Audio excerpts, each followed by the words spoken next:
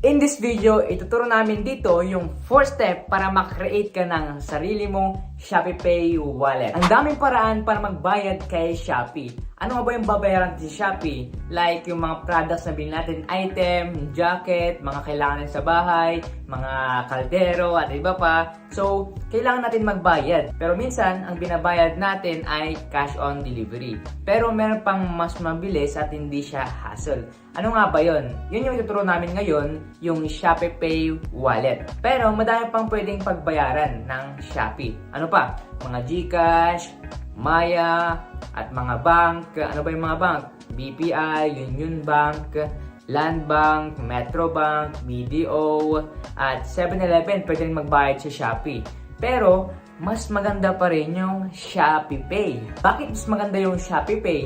Ang Shopee Pay kasi ay partner ni Shopee. So, kung makikita nyo ay Shopee Pay. Yan. So, gumawa na sila ng sarili nilang Shopee wallet para hindi na masyadong hassle. At ano yung mga perks? Ano yung mga promo? Ano yung mga benefits ng Shopee Pay?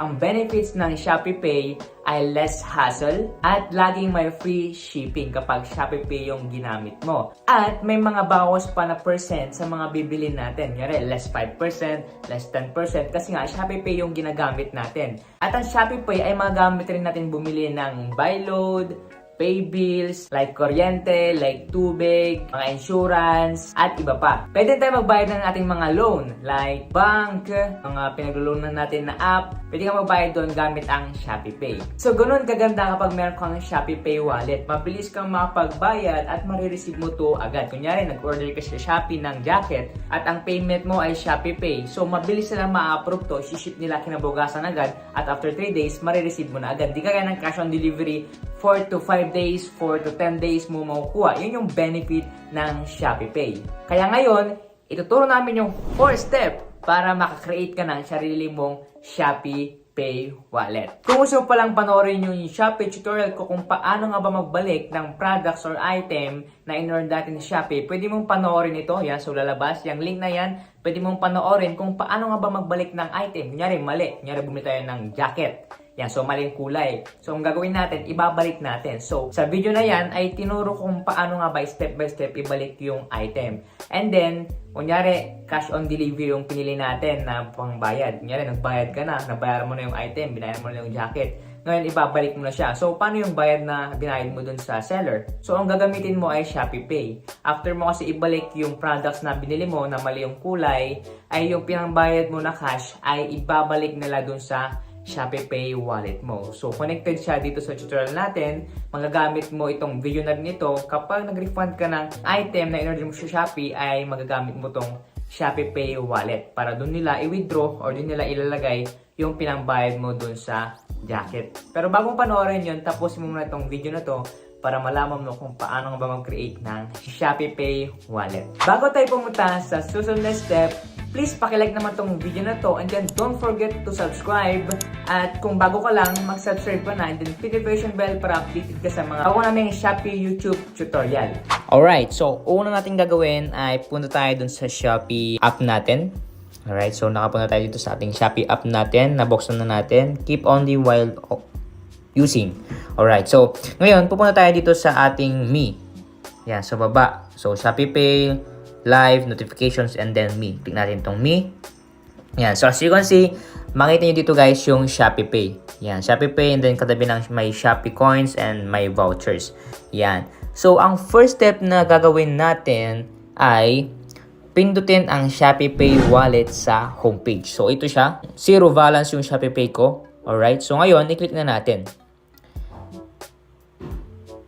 And after that, meron mag-text para i-send yung OTP natin. So, hintayin natin na mag-send and then ilalagay natin dito yung code na na-receive natin sa ating cellphone number. So, take note kung ano yung cellphone number na pinang-register natin dito sa ating Shopee, yun yung gagamitin natin for activation sa ating Shopee Pay account. So, ngayon, hintayin natin na meron tayong ma-receive na OTP. Alright guys, so na-receive ko na yung OTP na sinend sa akin ni Shopee. Alright, so ilagay na natin. Yeah, so after natin mailagay yung OTP, i-continue na natin.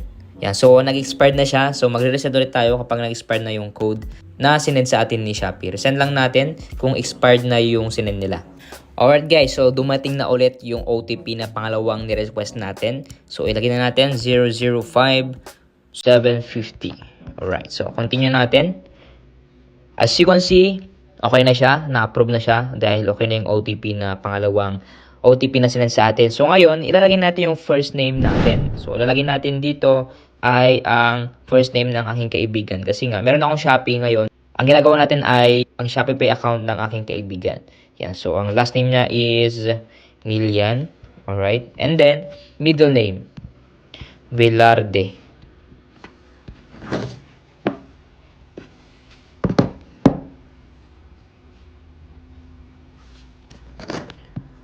And then, nalagay natin yung enter email address.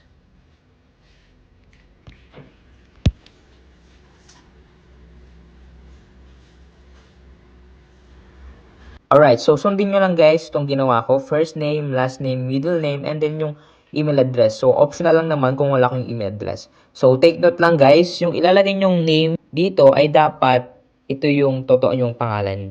Para kapag nag-verify kayo ng Shopee wallet nyo, ay tama siya sa inyong ID. So, take note din guys, itong ginagawa natin ay activate Shopee Pay wallet. Ayan, so hindi siya verified Shopee Pay. Okay, so next video natin yon if gusto nyo. Alright, so yun yung gagawin natin next tutorial. Alright, so after natin mailagay yung first name, last name, middle name, at email address, i-click natin tong by continuing, you agree to the terms and condition. I-check natin yan and then confirm. Alright guys, so yung first step na gagawin natin ay ito. Gagawa tayo ng personal PIN na gagamitin para sa payment transaction. So, lahat ng mga transaction natin ay merong PIN, Shopee Pay PIN. Ano yung PIN? Ito yung password para hindi tayo ma-hack or hindi sila makapag-send agad ng payment kapag na-hack yung ating Shopee Pay wallet. Alright, so nailagay na namin yung Shopee Pay PIN ng aking kaibigan. Ngayon, re-enter ulit natin. Alright, so as you can see, Shopee Pay set up successfully. So, dito guys, sa ating Shopee Pay wallet, pwede tayong maglagay ng Face ID. Pero sa ngayon, ay hindi muna ako maglalagay. Kasi nga, tutorial lang ito. And then ngayon, i-click natin yung Set Up Later. Boom! As you can see, ito na yung ating Shopee Pay wallet. Alright, so sa susunod na video natin ay ituturo ko sa inyo yung mga paano mag-cash in, paano magbayad, paano mag-bank transfer, paano mag-send money. So as you can see, dito makita nyo dito sa gitna, please upgrade your identification. Kapag gusto nyo i-withdraw ang inyong Shopee Pay, sa susunod nating tutorial ay ituturo namin yun. So yan, nakapag-create ka na ng sarili mong Shopee Pay wallet. So abangan niyo yung next video tutorial namin kung paano nga ba mag-withdraw sa ating Shopee Pay wallet.